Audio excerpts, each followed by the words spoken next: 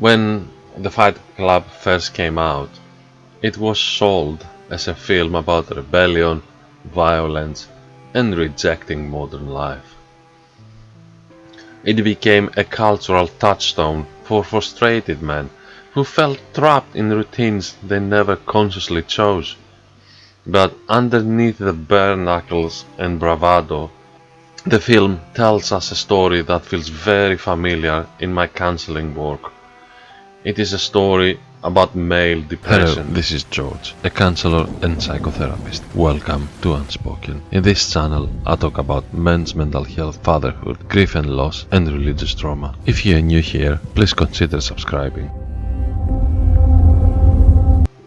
The narrator is obviously not depressed. He has a stable job, a well-furnished apartment, he goes to work, pays his bills, and functions in society. From the outside, nothing looks dramatically wrong. Inside, however, he is exhausted, disconnected, and unable to sleep. He drifts through his days with a sense of unreality. He feels nothing deeply, and yet carries a constant undercurrent of dissatisfaction. He is, in many ways, empty. We tend to associate depression with visible sadness, tearfulness, and withdrawal from daily responsibilities. Many men do not experience it that way, or if they do, they rarely allow themselves to show it. Instead, depression often disguises itself as irritability, workaholism, emotional numbness, or an inner sense of failure that never quite goes away. A man can go to work every day, coach his son's football team, pay the mortgage, and still feel completely lost. He may not say he feels sad. He may say he feels tired, stressed, fed up, or angry. He might complain about work, politics, or the state of the world. Underneath those complaints, though, there is often something more vulnerable that has never been given space. In Fight Club, Tyler Durden emerges as the embodiment of everything the narrator believes he is not.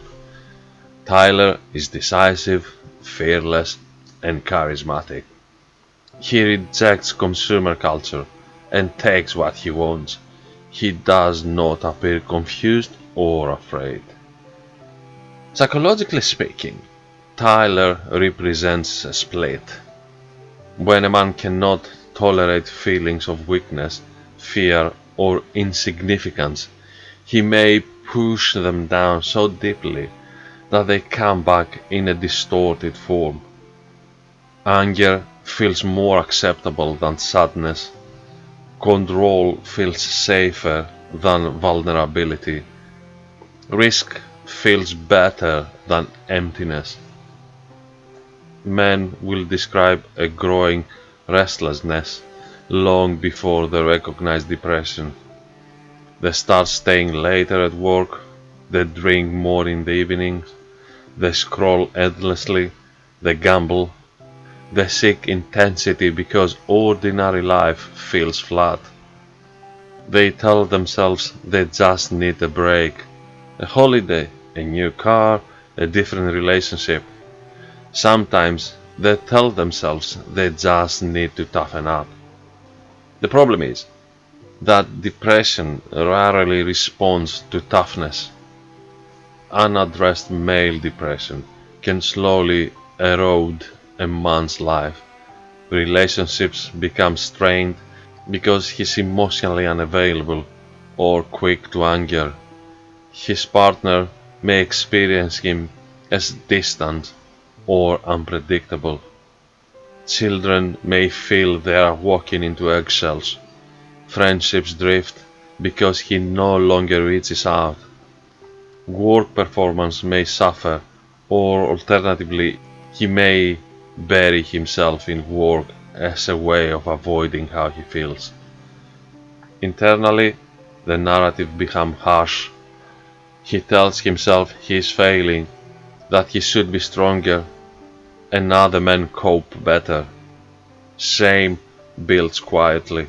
Shame is one of the most corrosive aspects of male depression because it convinces a man that admitting struggle would make him weak or unworthy.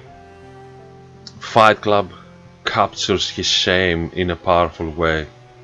The narrator cannot admit his pain directly. Instead, he finds relief in underground fight clubs where men beat each other senseless.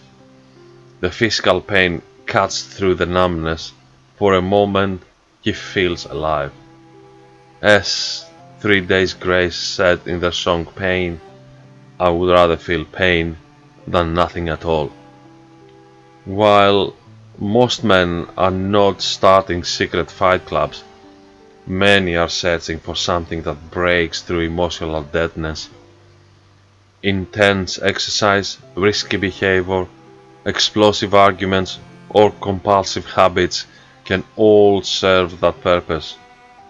The behavior is often judged from the outside, but rarely understood as an attempt to feel something real. There's a great irony in the film.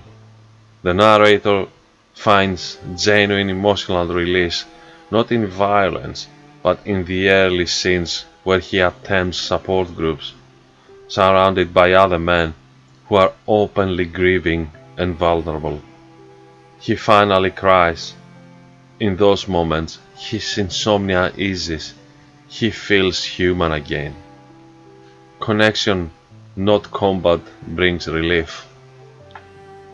Yet, vulnerability is precisely what many men have been taught to avoid. From a young age, boys often receive subtle messages that strength means self-containment. Do not cry, do not complain, do not depend on anyone. Keep it to yourself.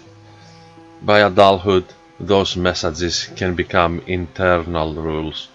When depression appears, the man may not even have the language to describe it. He may only know that he feels angry, disconnected, or chronically dissatisfied. This is why male depression so often goes unnoticed until it becomes severe.